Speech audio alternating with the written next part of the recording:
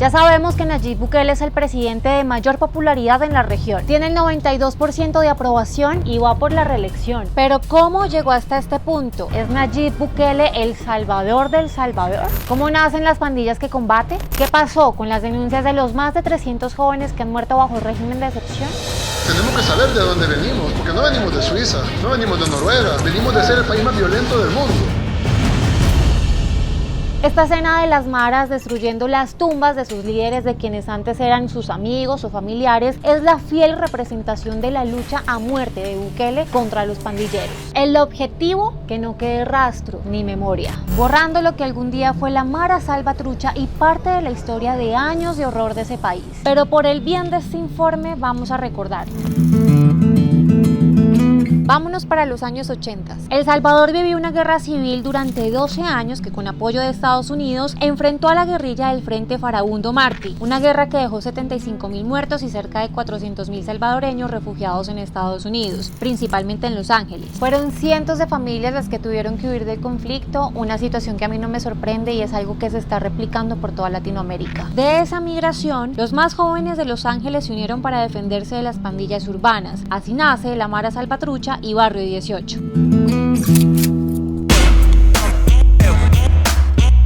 Dos de las pandillas más violentas y sanguinarias de la historia, que luego terminaron enfrentándose entre ellas. Se volvieron tan violentas que sus integrantes en su mayoría tuvieron que ser deportados. De vuelta en El Salvador, encontraron un país muy pobre a causa de la guerra civil, sin Dios ni ley. Los pandilleros empezaron a controlar el territorio, reclutaban jóvenes y a veces niños. Los asesinatos se multiplicaron, el crimen, las extorsiones y el miedo se convirtieron en el nuevo orden. Desde entonces pasaron décadas y también gobiernos con mano dura, pero no lo suficiente para controlar a las pandillas, que se siguieron fortaleciendo. De hecho, El Salvador fue catalogado como uno de los países más peligrosos del mundo. En medio de ese desespero y de esa convulsión que eran las calles, en 2019 llega Nayib Bukele al poder. Ya en su gobierno, en los primeros meses, logró bajar la tasa de homicidios e hizo algunas negociaciones con las pandillas a cambio de beneficios. Esto lo niega el presidente, pero medios locales e incluso Estados Unidos lo confirman. En medio de esos acuerdos hubo un episodio muy violento que marcó la historia en dos. Más de 80 personas fueron asesinadas en un fin de semana. En los buses, en los mercados, en la calle. Fueron los días más sangrientos nunca antes registrados después de la guerra civil. Los pandilleros ni se imaginaban la respuesta de Bukele. El 27 de marzo de 2022, en El Salvador entró en vigor el régimen de excepción, una política de medidas severas para responder con todo el aparato estatal a la oleada de violencia, que si funcionó, en 96 horas más de 3.000 personas fueron capturadas. De esa política ha pasado más de un año y más de 65.000 personas han sido detenidas. También se construyó Secot, una mega cárcel con capacidad para más de 40.000 presos, hoy la más grande de América Latina. La inauguración fue con bombos y platillos, y con este video el gobierno anunciaba que 2.000 personas fueron trasladadas inicialmente. Las imágenes siguen siendo polémicas. El acceso restringido al alimento, el aislamiento total, el trato a los presos, casi que desnudos, sin zapatos y encadenados, sigue generando críticas e incluso a nivel internacional. Las imágenes dejaron ver parte del problema. Los presos tienen derechos sin importar qué delitos cometieron o si el gobierno los persigue. La tortura está prohibida, merecen un juicio justo y otras garantías, no importa si hay estado de excepción.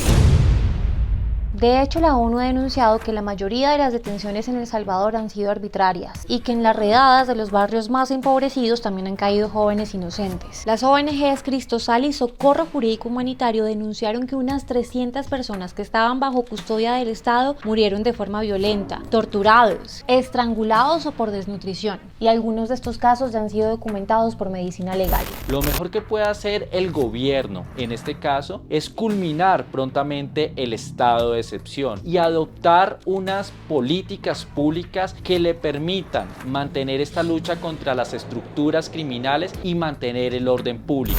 Bukele se defiende enfrentándose a las ONGs, argumenta que todas estas medidas son para defender los derechos de los salvadoreños, derechos que los pandilleros les arrebataron por décadas a los ciudadanos. Lo único que demuestra la CIDH es ¿De qué lado están ellos? ¿Están del lado de la gente honrada o están del lado de los delincuentes? Y lo grave no es en El Salvador, porque nosotros vamos a hacer lo mejor para los salvadoreños, diga lo que diga la CIDH. Lo importante es el mensaje para los demás países de Latinoamérica.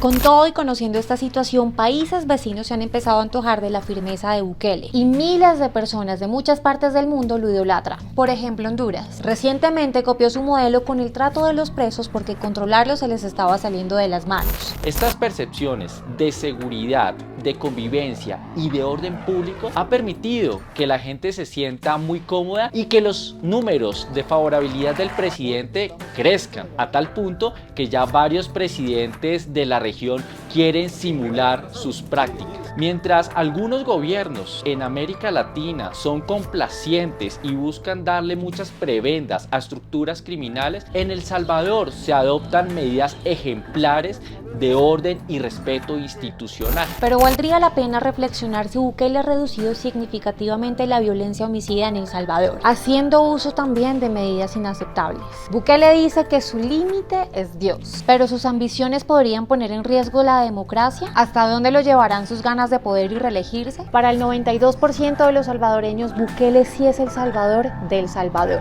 ¿Para ustedes qué es? Síganos en nuestras redes sociales.